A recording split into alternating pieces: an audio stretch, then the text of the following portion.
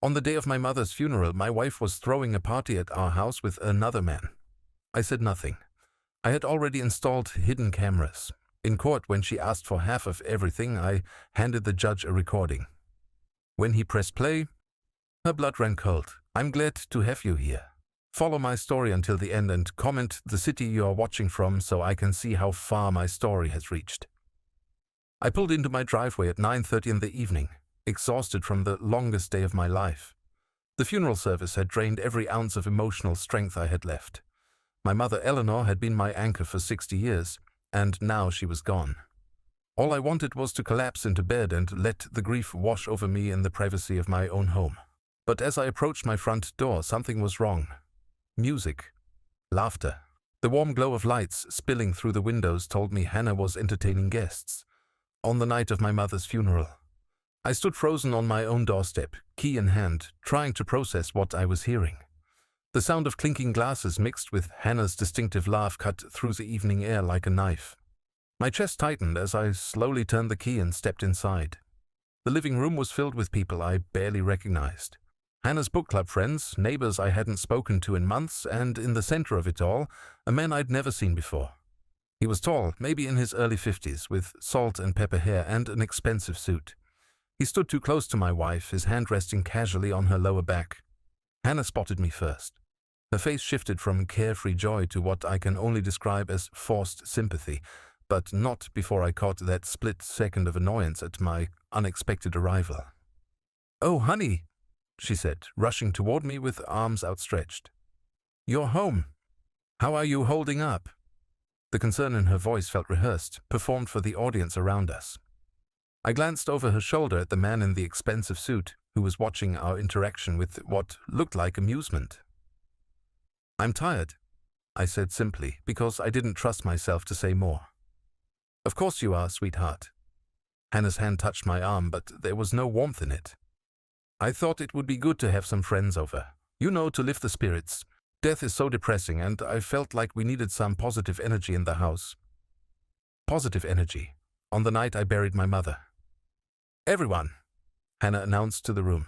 "This is my husband Ronald. He just got back from his mother's funeral."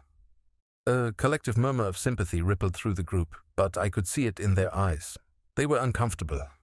They knew this was wrong, but none of them had the courage to say it. The man in the expensive suit stepped forward, extending his hand with a practiced smile.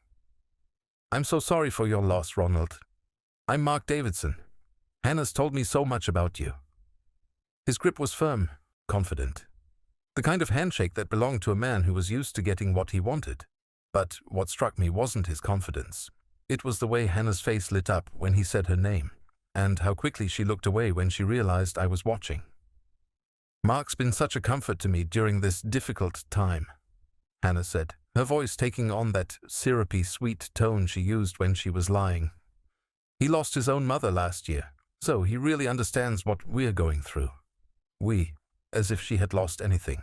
As if she had spent the last 3 months driving to the hospital every day, holding my mother's hand while she slowly slipped away.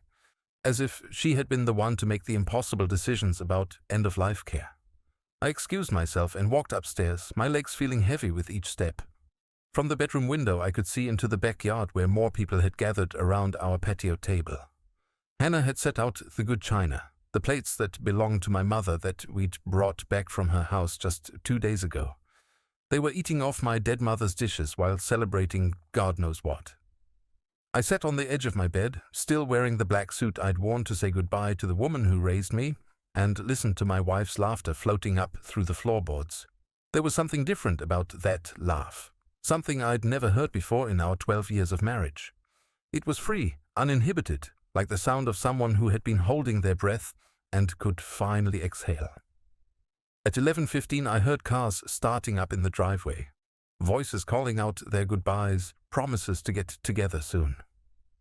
Through the bedroom window I watched Mark Davidson walk to his car, a sleek black BMW that probably cost more than I made in 6 months. But he didn't leave immediately. He stood by his car, looking back at the house, waiting. Hannah appeared in the doorway a moment later. I couldn't hear their conversation, but I could see their body language. The way she touched his arm, The way he leaned down to whisper something in her ear that made her smile. The way they stood just a little too close for a little too long before he finally got in his car and drove away. When Hannah came to bed an hour later, I pretended to be asleep. She slipped under the covers without a word, but I could feel the energy radiating from her body. She wasn't tired. She was wired, excited about something. On the night of my mother's funeral, my wife was lying next to me, practically vibrating with anticipation. I stared at the ceiling until dawn, my mind racing with questions I didn't want to ask and answers I didn't want to know. But one thought kept circling back, growing stronger with each passing hour. This wasn't the first time Mark Davidson had been in my house.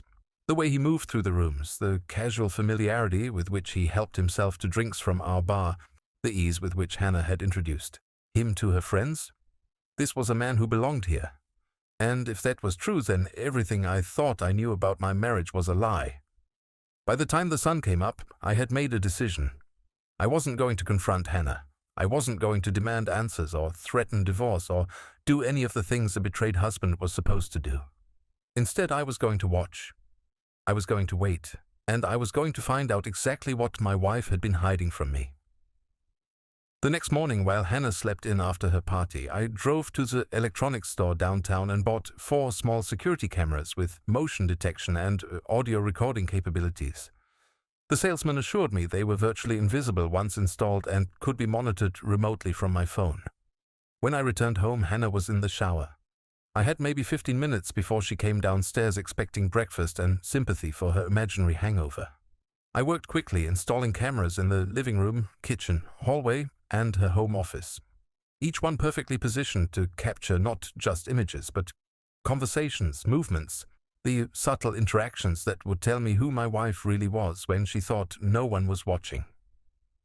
As I finished connecting the last camera to the wireless network, I heard the shower turn off upstairs.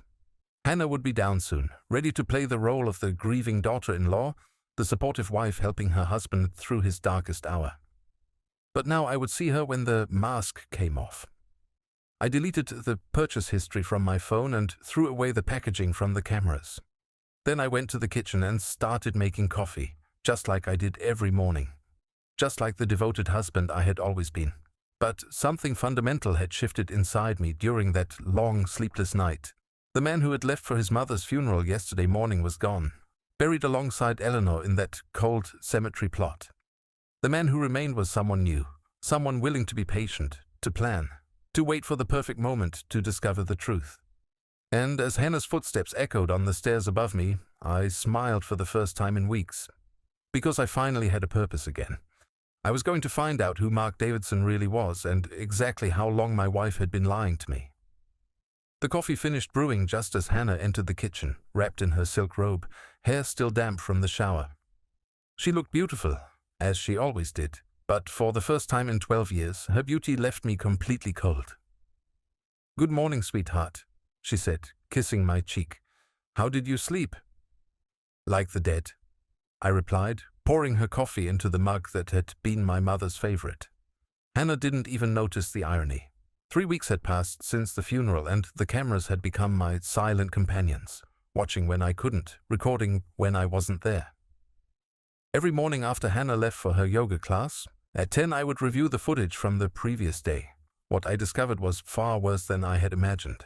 The first recording that made my blood run cold was from a Tuesday afternoon. I had been at the doctor's office, following up on some tests my physician had ordered after I'd lost 15 pounds during my mother's illness. Hannah knew exactly when I'd left and when I'd be back. The moment my car pulled out of the driveway, her phone was in her hand. "He's gone," she said, her voice light and excited. "You can come over now." 22 minutes later, Mark Davidson's black BMW pulled into my driveway. He didn't park on the street like a visitor. He parked right where I usually put my car, as if he belonged there. I watched through the camera as Hannah opened the door before he even knocked. She was wearing the red dress I'd bought her for our anniversary last year, the one she claimed was too fancy for everyday occasions. But apparently it wasn't too fancy for Mark. "Miss me?" he asked, wrapping his arms around her waist and lifting her off the ground. "Always," she whispered back, and then they kissed. Not the polite peck of friends, but the desperate, hungry kiss of lovers who had been apart too long. I had to stop the recording 3 times before I could watch the rest. Each time I pressed play, the betrayal felt fresh, like a physical blow to my chest. But I forced myself to continue watching because I needed to see everything. They moved to the living room where Hannah poured wine from a bottle I didn't recognize. Expensive wine, judging by the way Mark admired the label. They sat on my couch, her legs draped across his lap, talking and laughing like they'd been together for years. "How long do you think he'll need to grieve?" Mark asked, running his fingers through Hannah's hair. "A few more weeks, maybe a month," Hannah replied, taking a sip of wine. "He's very close to his mother. Was very close. God, I thought she'd never die." My hands shook as I gripped my phone. Hannah had visited my mother in the hospital exactly 3 times in her final months, and each visit lasted less than 15 minutes. She'd claimed the antiseptic smell made her nauseous, that seeing Eleanor so weak was too upsetting for her sensitive nature. I'd believed her. I'd even felt guilty for asking her to visit more often.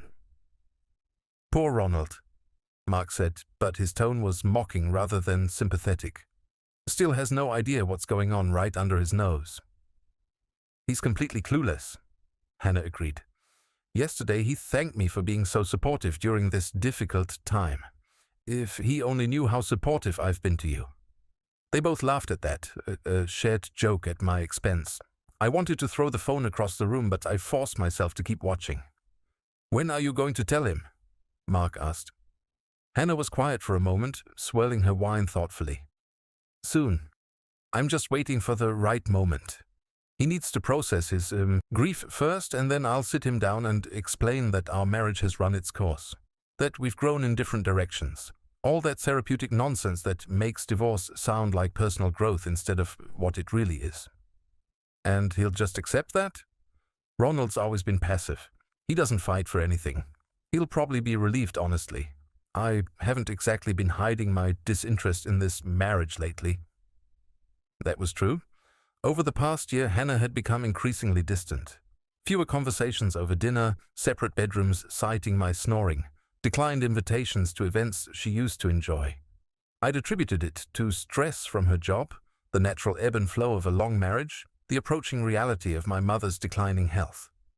I told myself it was temporary, that we'd reconnect once life calmed down, but there was no stress at her job. There was no natural ebb and flow. There was only Mark Davidson and the life she'd been building with him while I focused on my dying mother. "What about the house?" Mark asked. "Oh, we'll sell it. Ronald will want to downsize anyway, especially after what happened to his mother. All those medical bills probably wiped out most of his savings." I paused the recording, my heart pounding. Medical bills? My mother had excellent insurance, and I had been careful to handle all of her expenses within the coverage limits. There had been some out-of-pocket costs, maybe $3,000 total, hardly enough to impact our savings. But Hannah didn't know that because she'd never bothered to ask about the financial details. She'd simply assumed I was struggling and planned her future accordingly.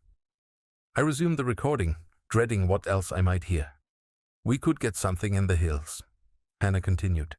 "I saw this beautiful place last week when I was driving around with Sarah. 4 bedrooms, granite countertops, a pool, much more our style than this suburban box." Our style. As if they were already a couple, already making decisions together about where to live and how to spend the money from selling my house. The recording went on for another 47 minutes.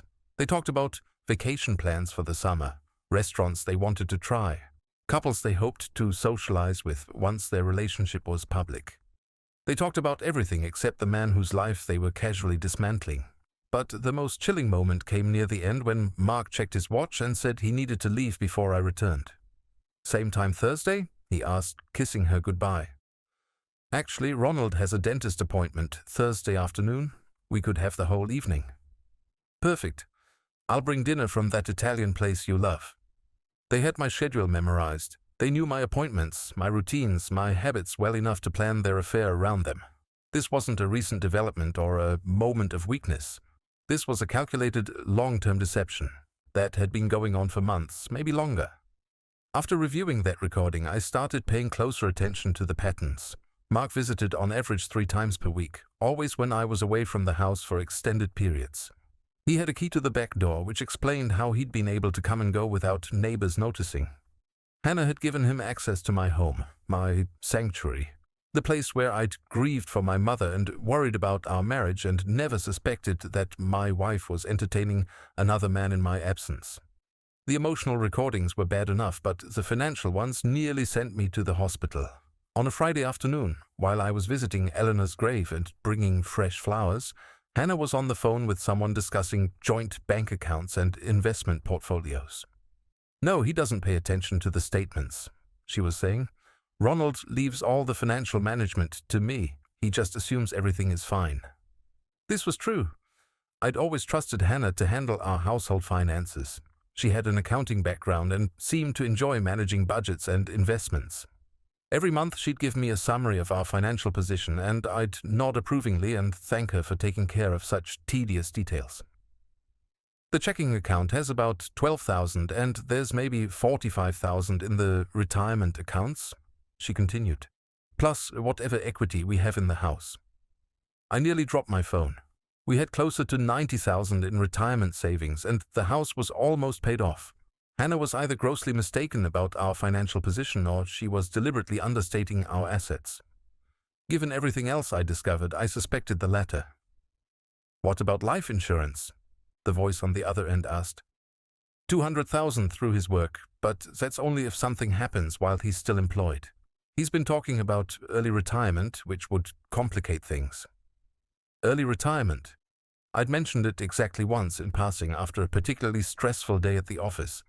I'd said something about how nice it would be to retire at 62 and spend more time with family. Hannah had seemed supportive at the time, encouraging me to think about what I'd want to do with my free time. Now I understood her enthusiasm differently. Early retirement would eliminate the life insurance payout that was apparently part of her long-term financial planning. "Don't worry," Hannah continued. "I'll make sure he stays at work until we're ready to make our move. He's very focused on providing for our future. He won't retire if he thinks it would leave us financially vulnerable." Our future. She was talking about securing my life insurance while planning to leave me for another man. The cold calculation of it took my breath away. That night I sat in my study pretending to read while Hannah watched television in the living room. She was texting, constantly, smiling at her phone in a way she hadn't smiled at me in months. Every few minutes she would giggle softly at something on her screen, then glance toward the study to make sure I wasn't watching. I wasn't watching her. I was watching the live feed from the camera in the living room, reading her text messages on my phone as she typed them. "Can't wait for tomorrow," she wrote to Mark. "R will be at that work thing until late." "Should I bring anything special?" he replied. "Just yourself. And maybe that wine you brought last time. I want to celebrate." "What are we celebrating?" "I'll tell you tomorrow. Let's just say our timeline might be accelerating." I closed my eyes and leaned back in my chair. Accelerating timeline, celebration. Whatever Hannah was planning, it was happening soon, and it was going to be worse than anything I'd already discovered. I opened my laptop and began researching divorce lawyers, not because I was ready to file, but because I needed to understand my rights and options. What I found was sobering. In our state, Hannah would be entitled to half of all marital assets, including retirement accounts, home equity, and any inheritance received during the marriage. Inheritance. My mother had left me everything in her will, including the family home that had been paid off decades ago, her investment accounts, and several valuable pieces of jewelry that had been in our family for generations. The total value was significant, probably close to $300,000, and according to state law, Hannah would have a claim to half of it, unless she'd done something to disqualify herself from that claim. Adultery was still grounds for an unequal distribution of assets in divorce proceedings, but only if it could be proven with clear and convincing evidence. For the first time in weeks, I smiled as I looked at my phone where hours of recordings were stored in a secure cloud account.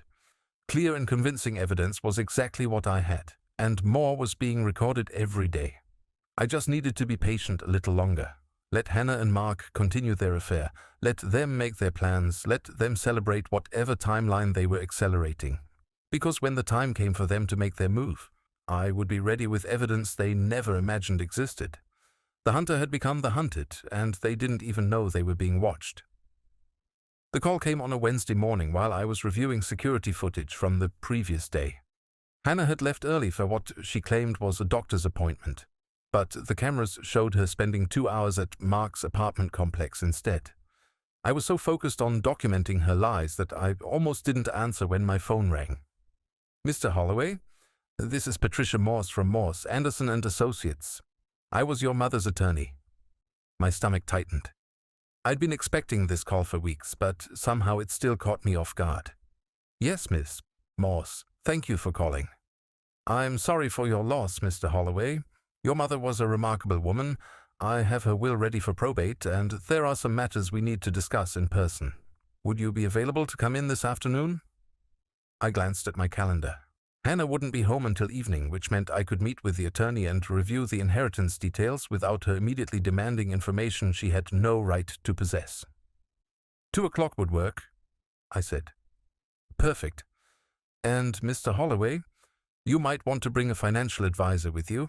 Your mother's estate is more substantial than you might expect." More substantial. Those words echoed in my mind as I drove to the law office. My mother had lived modestly her entire life. She'd worked as a secretary for the school district, clipped coupons, shopped sales, and never seemed to spend money on anything but necessities. But I'd also known she was careful with money, that she saved religiously and invested conservatively. Patricia Morse was a woman in her 70s with silver hair and sharp eyes behind wire-rimmed glasses. She'd known my mother for over 20 years, handling her legal affairs with the same meticulous attention Eleanor had applied to everything in her life. "Your mother was very proud of you, Ronald," she said as she opened a thick file folder. "She talked about you constantly, your marriage, your career, how responsible you've always been." I nodded, not trusting myself to speak. The grief was still too raw, too close to the surface. "She was also very concerned about protecting what she'd built," Miss Morse continued. "Particularly in recent months, she mentioned that she had some worries about your wife." My blood went cold. "What kind of worries?" She never went into detail, but she did say that Hannah had been asking a lot of questions about family finances during her hospital visits. Questions that seemed inappropriate for someone who was supposedly there to provide emotional support. I thought back to Hannah's rare visits to the hospital. Each time she'd claimed they were too difficult for her, that seeing my mother so weak was overwhelming. But apparently she'd found the strength to interrogate a dying woman about money. "Your mother was very specific about her wishes," Ms. Morse said, pulling out several documents. "She wanted to make sure her legacy went to family members who would honor her memory and use her gifts wisely." She slid a document across the desk.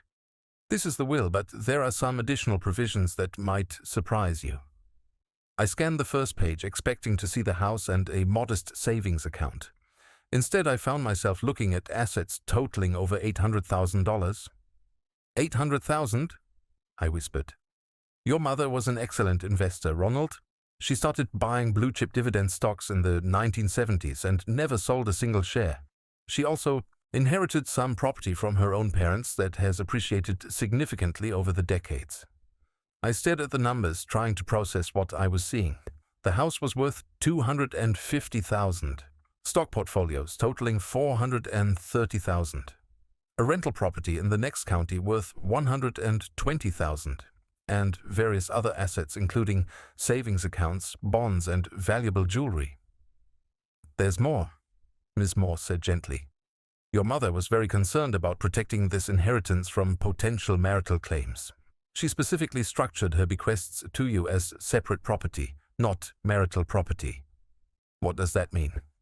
"It means that under normal circumstances, your wife would have no claim to any of these assets in the event of a divorce. Your mother was very clear about that. She said she didn't want her life's work to be divided among people who hadn't earned it." I leaned back in my chair, overwhelmed. My mother had somehow anticipated that my marriage might end badly, and she'd taken steps to protect me from financial devastation. But how had she known? "There's one more thing," Ms. Morse said, her expression becoming more serious. "About 3 months ago, your mother received a visit from your wife. Hannah came here asking questions about the will." My chest tightened. "What kind of questions?" "She wanted to know if she was named as a beneficiary, what assets your mother owned, and when probate would be completed. She claimed you had sent her to gather information because you were too grief-stricken to handle the details yourself. I felt sick. I never sent her. I suspected as much. Your mother was very upset about the visit. She said Hannah had been pushy and demanding, acting entitled to information that wasn't her business. That's when your mother decided to add the additional protective clauses to her will. Miss Morse pulled out another document.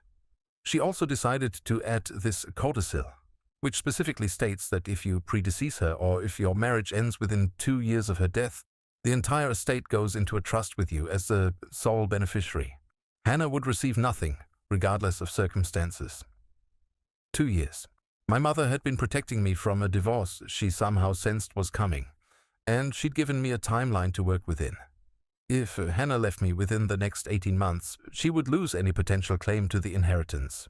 But if she waited longer than that, she might be able to argue that the protective clauses no longer applied. Did my mother say anything else about Hannah? I asked. Miss Morse hesitated. She mentioned that Hannah had been asking very specific questions about your employment benefits, particularly your life insurance policy. She also asked when you might retire and whether that would affect your financial security. Life insurance, retirement, the same topics I'd heard Hannah discussing in her recorded phone calls. My mother had recognized the signs of someone planning for financial advantage, and she'd taken steps to prevent it. There's one final provision I need to explain, Ms. Morse said. Your mother left instructions that you were to receive all of this information privately, without your wife present. She specifically requested that Hannah not be informed about the full extent of the inheritance until all legal proceedings were complete. I nodded, understanding the wisdom of that request. If Hannah knew about the $800,000, she might accelerate whatever timeline she and Mark were discussing. She might push for divorce immediately while believing she could still claim half of everything. How long before probate is finalized? I asked. 6 to 8 weeks, assuming no complications. But, Ronald, there's something else you should know. If Hannah challenges any of these provisions, it could extend the process significantly. Your mother anticipated that possibility and included a clause stating that anyone who contests the will forfeits any claim to the estate. I left the law office with copies of all the documents and a new understanding of how carefully my mother had been watching my marriage. She'd seen things I'd missed, recognized warning signs I'd ignored, and protected me in ways I was only beginning to appreciate. But she'd also given me a weapon I hadn't expected. Hannah's inappropriate inquiries about the inheritance, documented by a reputable attorney, would be additional evidence of her calculating nature if this situation ever went to court. That evening, Hannah returned home with shopping bags from expensive stores, claiming she'd treated herself to a little retail therapy after her doctor's appointment. She was wearing a new outfit that probably cost more than I spent on clothes in 6 months, and she seemed unusually cheerful. "How was your day, honey?" she asked, kissing my cheek with the same artificial affection she'd been displaying for weeks. "Quiet," I said. "I spent some time organizing Mom's papers." "Find anything interesting?" The casual way she asked the question made my skin crawl. She was fishing for information about the inheritance, probably hoping I'd discovered some unexpected windfall she could factor into her future plans with Mark. "Just old bank statements and medical records," I lied. "Nothing valuable." She nodded, but I could see the disappointment in her eyes. She'd been expecting news about money, assets she could claim or at least count on during divorce proceedings. "Well, I'm sure there will be something," she said with forced optimism. "Your mother was always so careful with money." That night I lay awake thinking about my mother's final gift to me. She'd left me not just financial security, but the knowledge that someone had seen through Hannah's facade and taken steps to protect me. Eleanor had recognized the signs of a woman planning to leave her husband, and she'd made sure Hannah would gain nothing from abandoning me. But the real revelation was understanding how long Hannah had been planning this betrayal. Her visit to the attorney hadn't been a spontaneous decision. She'd been gathering intelligence, calculating potential gains, treating my mother's impending death as a business opportunity rather than a family tragedy. The next morning I reviewed the security footage from the previous day and found exactly what I'd expected. While I was learning about my inheritance, Hannah had been at Mark's apartment, probably celebrating what she assumed would be her share of whatever my mother had left behind. In the recording from that evening, after she'd returned home with her expensive purchases, I watched her text Mark about her successful shopping trip and how she was investing in their future wardrobe. She was spending money she didn't have on clothes for a life she was planning to steal from me, but thanks to my mother's foresight and my hidden cameras, Hannah was about to discover that some thefts came with consequences she'd never imagined. The inheritance changed everything. It gave me financial independence and legal protection, but more importantly, it showed me that I wasn't alone in this fight. My mother had seen the truth about Hannah and had given me the tools to defend myself. Now I just needed to decide when and how to use them. The conversation I'd been dreading came on a Saturday morning in early October, exactly 6 weeks after my mother's funeral.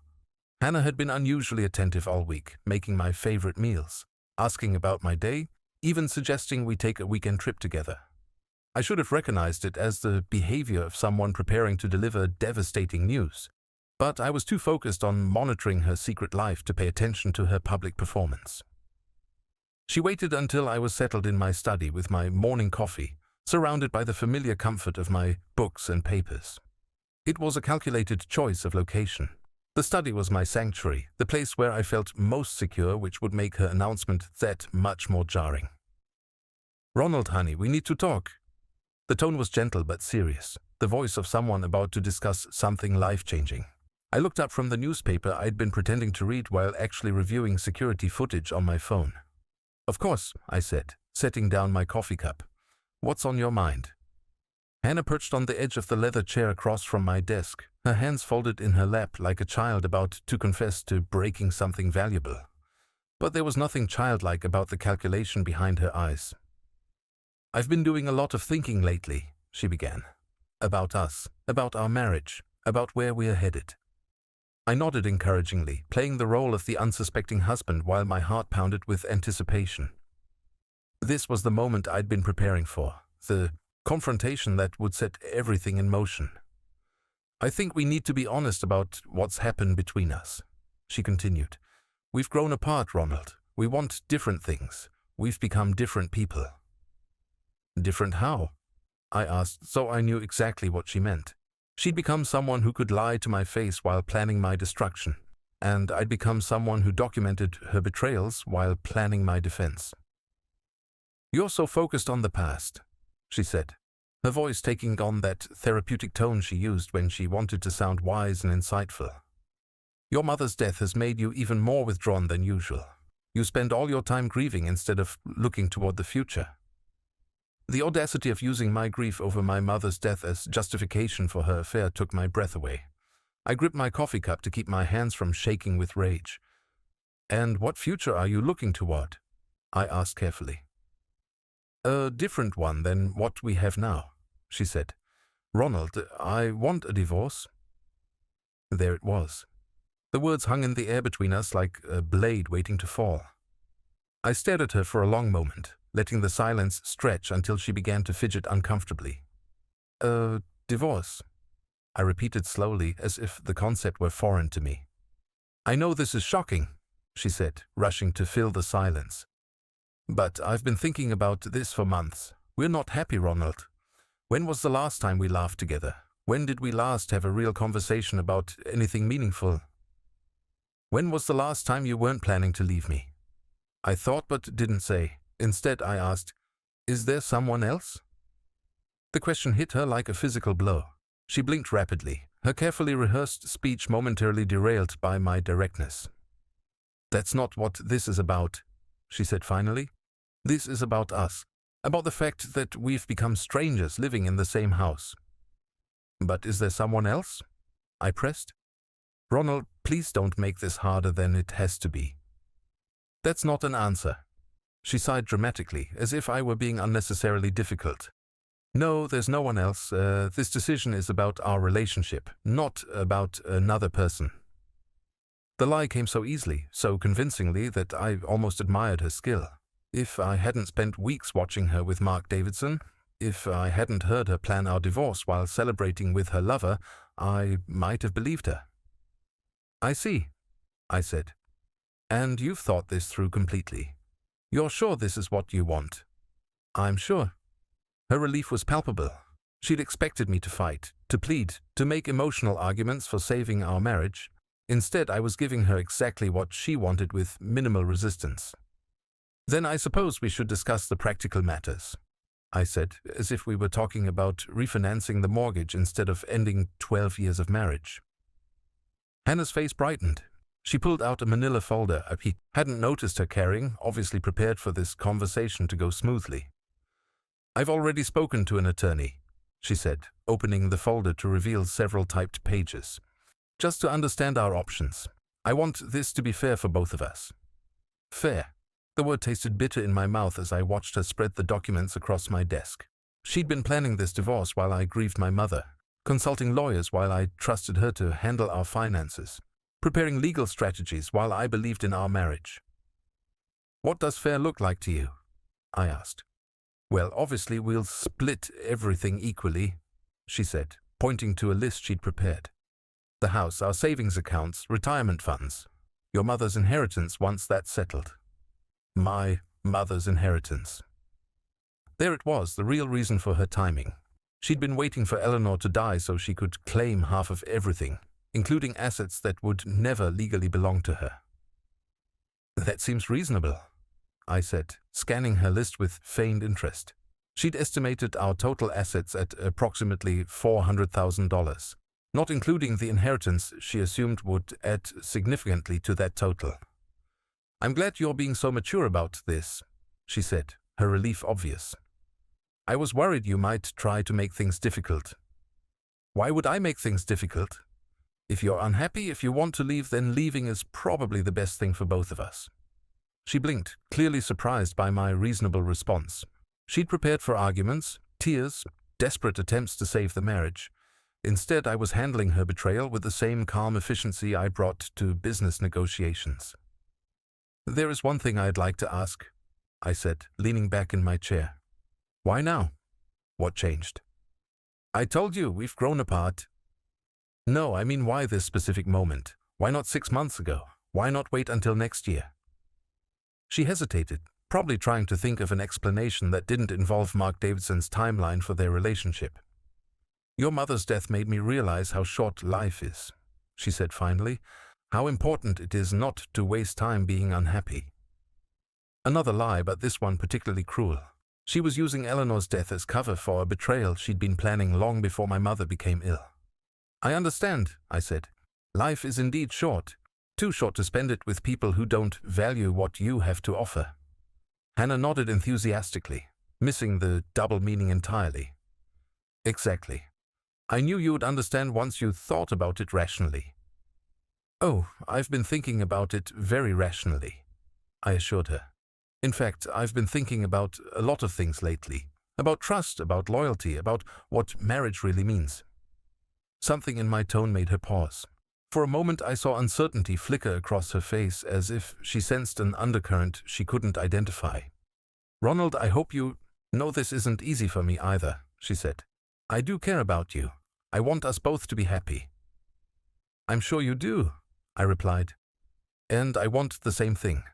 I want both of us to get exactly what we deserve. She smiled, reassured by what she interpreted as my acceptance of her decision. But I wasn't accepting anything. I was simply buying time, gathering information, and preparing for the battle she didn't know was coming. So, what happens next? I asked. I'll file the paperwork early next week. My attorney says it should be straightforward since we're in agreement about the division of assets. Probably 90 days until everything's finalized. 90 days. She had our entire future mapped out, probably synchronized with whatever timeline she and Mark had established for their new life together. And in the meantime, I asked, we continue living here until the house sells. Separate bedrooms, obviously. Just think of it as roommates helping each other through a transition. Roommates. After 12 years of marriage, I'd been demoted to the status of someone who shared expenses while she conducted her affair under my own roof. That seems workable, I said. Really? You're taking this so much better than I expected.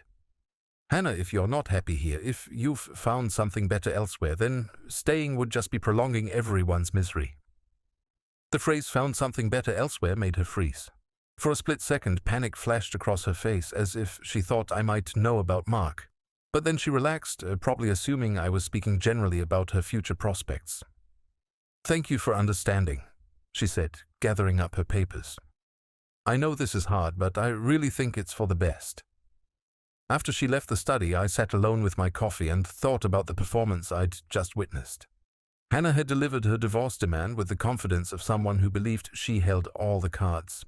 She'd calculated our assets, consulted an attorney, and planned our future without considering the possibility that I might have plans of my own. But I did have plans. I had security footage proving her affair, legal documents protecting my inheritance, and a growing understanding of exactly who I'd been married to for 12 years. Hannah thought she was getting half of everything by abandoning our marriage. Instead, she was about to discover that some betrayals came with consequences she'd never imagined. That night, I reviewed the day's security footage and found exactly what I'd expected. Within an hour of our conversation, Hannah had called Mark to share the good news. She was animated, excited, celebrating the successful execution of her plan. "He took it better than I thought he would," she told him. "Almost like he was relieved. I think he's been just as unhappy as I have." "So it's really happening?" Mark asked. "It's really happening. 90 days and we're free. Free to be together, without all this sneaking around. Free!" The word echoed in my mind as I watched them plan their liberation from the marriage they'd been systematically destroying. They had no idea that their freedom was about to come with a price neither of them had calculated. I opened my laptop and began researching the best divorce attorneys in the city. Not because I wanted to fight Hannah's filing, but because I wanted to make sure I had the best possible representation when the truth finally came out. Hannah had started this war with her betrayal. Now it was time to finish it with evidence she never knew existed. 3 months after Hannah filed for divorce, we sat in a sterile conference room adjacent to Judge Margaret Chen's courtroom, waiting for our case to be called. Hannah looked confident in her navy blue suit, her lawyer beside her shuffling through papers with practiced efficiency. She'd spent the morning texting, probably with Mark, updating him on what she expected to be a routine hearing that would finalize the division of our assets. My own attorney, David Morrison, was a sharp man in his 50s who specialized in complex divorce cases. When I'd first contacted him, I'd simply said I needed representation in an uncontested divorce. I hadn't mentioned the recordings or the inheritance details. I wanted to save those revelations for maximum impact. "Mr. Holloway," David had said during our initial consultation, "your wife's filing seems straightforward, but I always recommend that my clients be completely honest about any complications that might arise." "There might be some complications," I'd admitted, "but I prefer to address them if and when they become relevant." Now sitting in that conference room, I felt the weight of the flash drive in my jacket pocket. Hours of recordings, financial documents, legal papers documenting Hannah's systematic betrayal of our marriage. Evidence she had no idea existed. Hannah's attorney, Margaret Walsh, was a woman who specialized in securing favorable settlements for wives in divorce proceedings. She'd built her reputation on portraying her clients as the victims of neglectful or financially controlling husbands. It was probably the perfect strategy for most cases, but she didn't know what kind of evidence was waiting to be revealed. "Mrs. Holloway has been very reasonable in her requests," Walsh said to David as we waited. "She's asking for exactly half of all marital assets, which is standard in no-fault divorces. There shouldn't be any complications." Hannah nodded, playing the role of the long-suffering wife who just wanted a fair settlement so she could move on with her life. She'd even managed to look slightly sad, as if ending our marriage was a difficult decision rather than the culmination of months of planning with her lover. "My client is also willing to be reasonable," David replied carefully, "though we may need to discuss some details about asset classification and the timeline of certain financial decisions." Something in his tone made Walsh frown slightly, but before she could ask for clarification, the bailiff called our case. Judge Chen was a no-nonsense woman in her early 60s who'd been hearing divorce cases for over 20 years. She'd seen every possible variation of marital breakdown and had little patience for unnecessary drama or legal gamesmanship. "This appears to be an uncontested divorce with an agreement on asset division," she said, reviewing the paperwork. "Mrs. Walsh, please present your client's position." Walsh stood and delivered a polished presentation about Hannah's contributions to our marriage, her reasonable expectations for the future, and her desire to resolve everything amicably.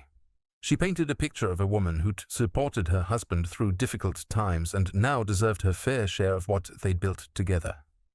Mrs. Holloway worked part-time to support the household while managing the family finances, Walsh explained.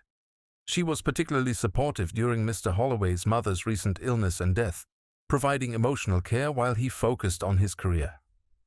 I nearly laughed at that characterization. Hannah's emotional care had consisted of 3 brief hospital visits and a party on the night of the funeral, but I remained silent, knowing my turn was coming. Mrs. Holloway is requesting 50% of all marital assets, Walsh continued.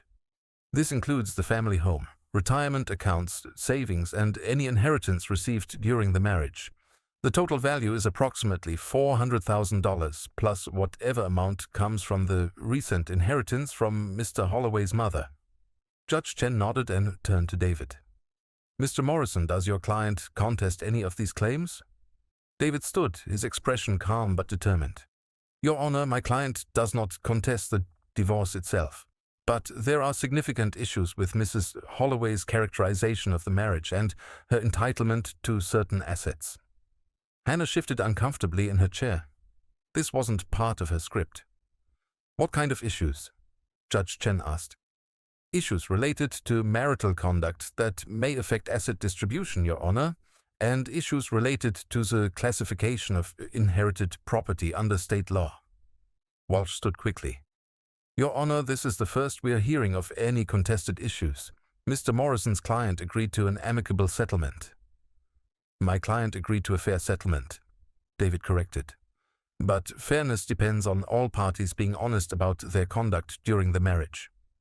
Judge Chen leaned back in her chair. Mr. Morrison, what exactly are you alleging? Adultery, Your Honor. Extensive, documented adultery that continued throughout Mrs. Holloway's preparation for this divorce filing. The word hit the courtroom like a thunderclap. Hannah's face went white, her confident posture crumbling as she realized this hearing was not going to proceed as planned.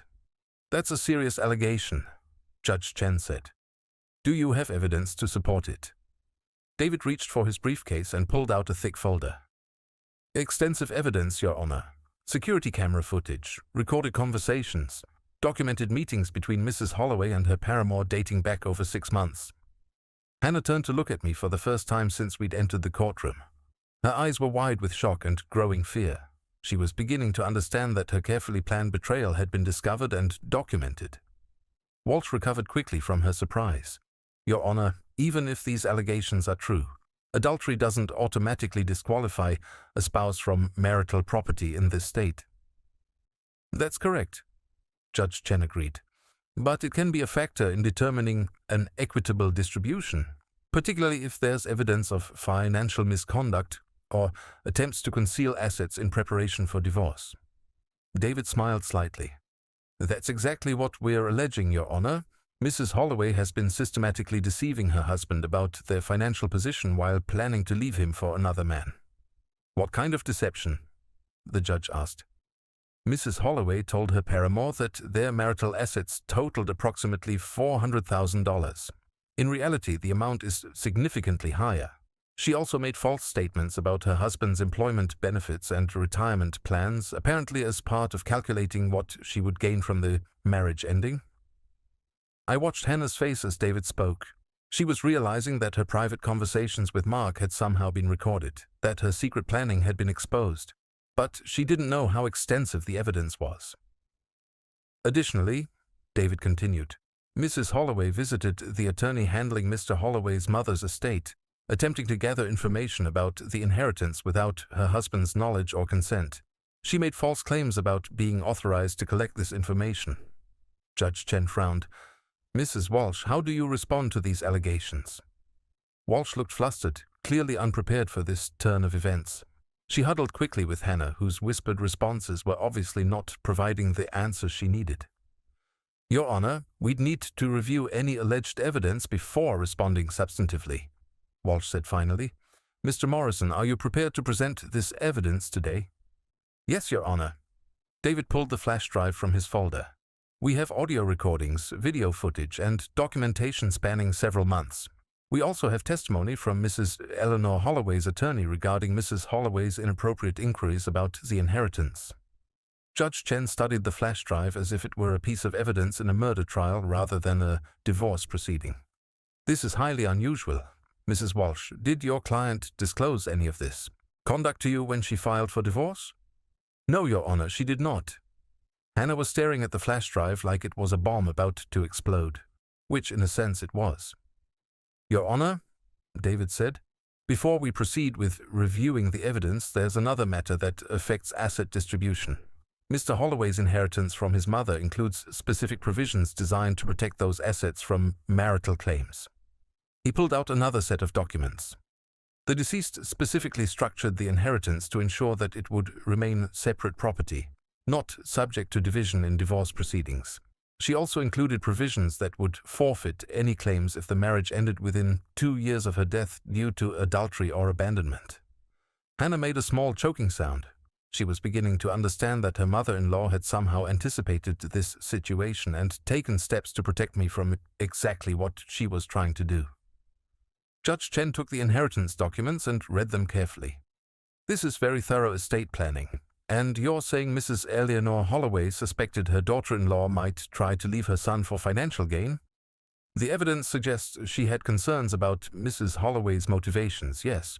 Those concerns appear to have been well-founded.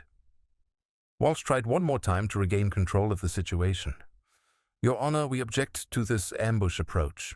We need time to review whatever evidence Mr. Morrison claims to have. Mrs. Walsh, your client filed for divorce claiming this was an amicable split with no contested issues.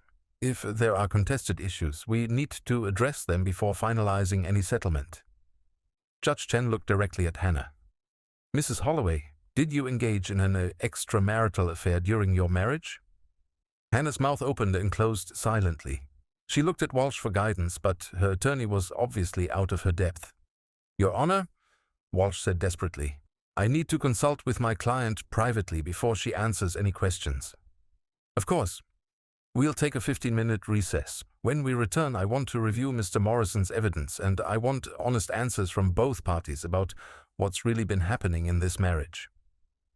As the judge left the courtroom, Hannah turned to me with an expression of pure betrayal, as if I had somehow wronged her by discovering her affair. How long have you known? She whispered. I looked at her calmly. Long enough. Ronald, we can work this out. We don't have to. Hannah, I interrupted quietly. You threw a party on the night of my mother's funeral. You've been planning to leave me while stealing half of everything I've worked for. You lied about our finances, about your feelings, about everything that mattered. She started to cry, but they weren't tears of remorse. They were tears of frustration and fear from someone whose carefully laid plans were falling apart. The only thing we need to work out, I continued, is how much of what you've done is going to become part of the public record.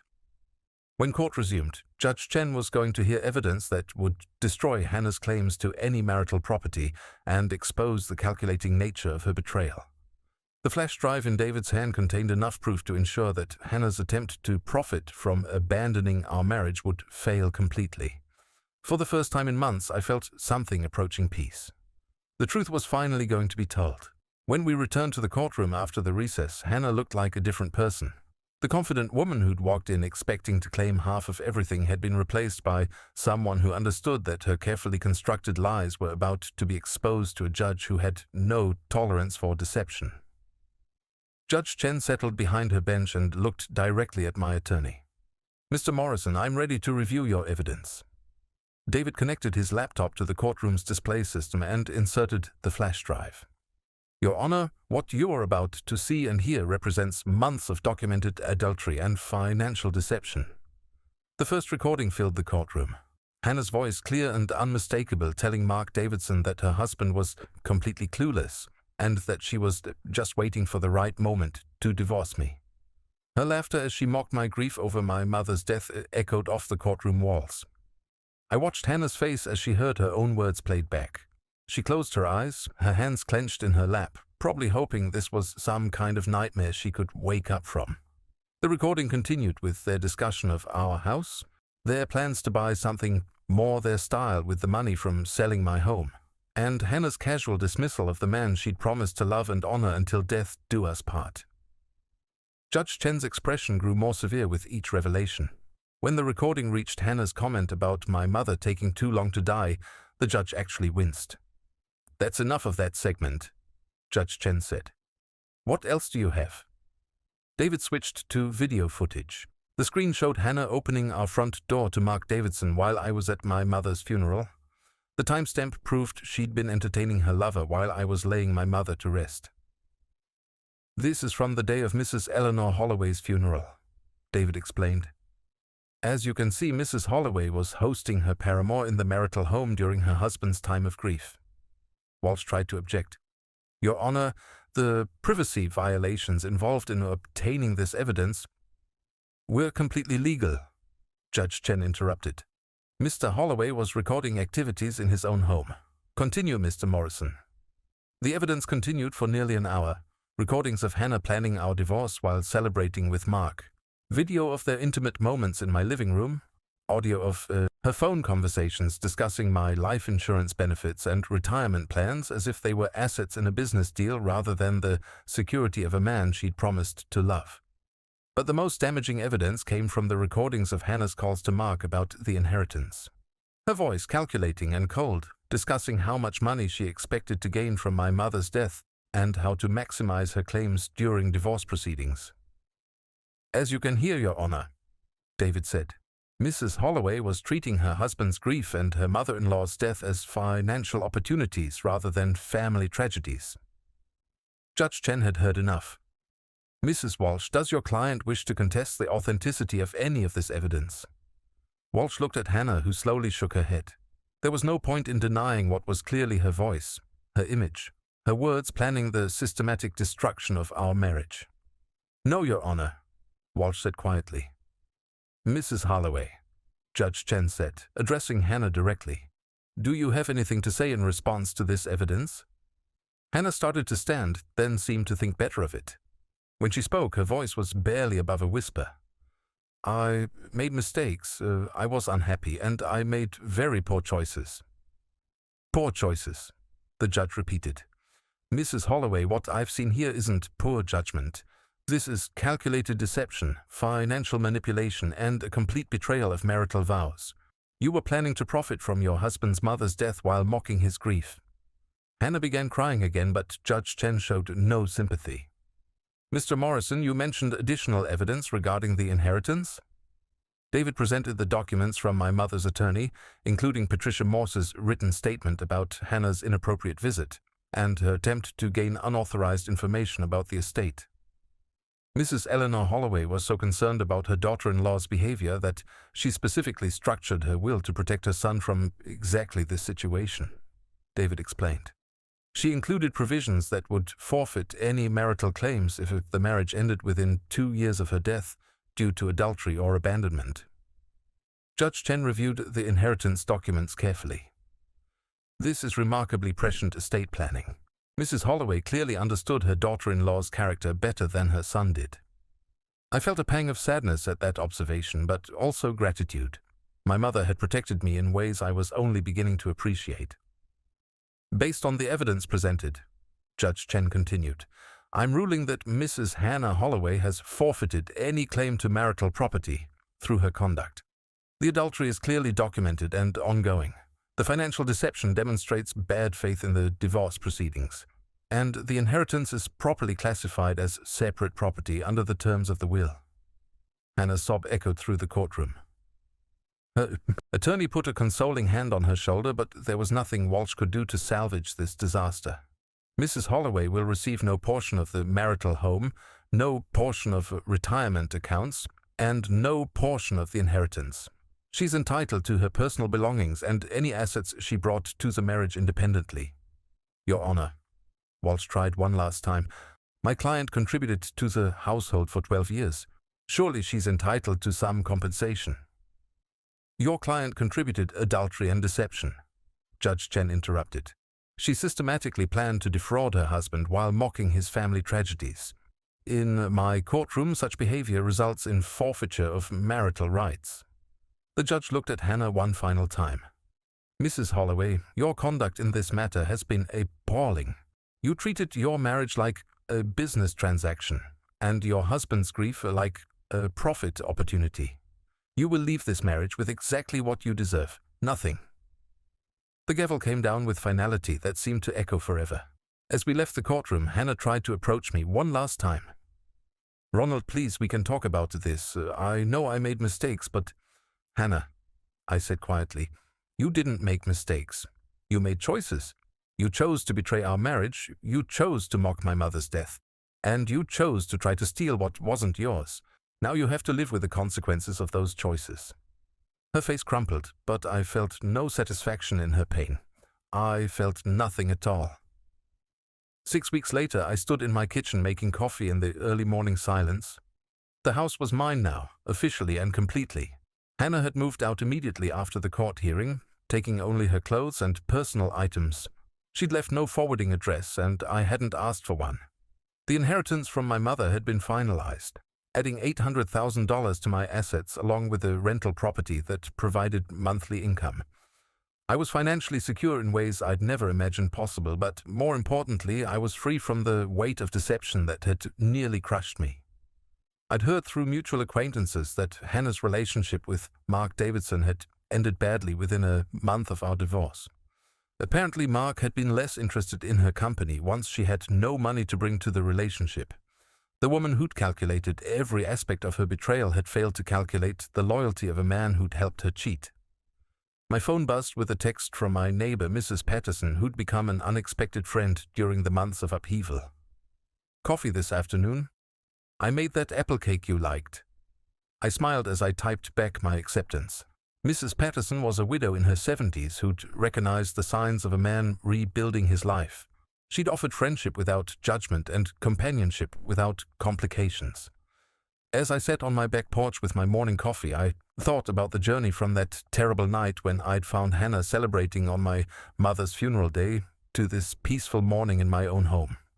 The anger had faded, replaced by something I hadn't expected: gratitude. Hannah's betrayal had been devastating, but it had also been revealing. Without the recordings, I might have spent years wondering what I'd done wrong, what I could have changed, how I might have saved a marriage that was already destroyed by someone who'd never truly valued it. Instead, I knew the truth. I'd been married to someone who saw me as a financial opportunity rather than a partner, someone who treated my family's tragedies as business advantages, someone who planned my emotional destruction while sleeping in my bed. But I'd also discovered that I was stronger than I'd known, that patient enough to gather evidence, wise enough to protect my interests, and resilient enough to rebuild my life from the foundation of truth rather than the quicksand of deception. My mother's final gift hadn't just been financial security. She'd given me the tools to recognize predatory behavior and the legal protection to survive it. Eleanor had seen through Hannah's facade and taken steps to ensure that her son would emerge from this betrayal with dignity and resources intact. I raised my coffee cup in a silent toast to my mother's wisdom and my own survival. The woman who tried to profit from my grief had lost everything, while the man she'd tried to destroy had found peace. Sometimes justice isn't about punishment or revenge. Sometimes it's simply about truth prevailing over deception and genuine love protecting against calculated betrayal. My mother had loved me enough to anticipate Hannah's treachery and shield me from it. That love had proven stronger than any scheme my ex-wife could devise. As the sun rose higher and the morning grew warmer, I went inside to plan my day. There was a garden to tend, books to read, and a life to live on my own terms. For the first time in years, every choice I made would be mine alone, unfiltered by the needs or demands of someone who'd never really cared about my well-being. Hannah had taught me that some people view marriage as a transaction rather than a commitment. My mother had taught me that real love protects and preserves rather than exploits and destroys. I knew which lesson I would carry forward and which person I would continue to honor with the life I'd reclaimed from the ashes of betrayal. The house was quiet, but it no longer felt empty. It felt like home again.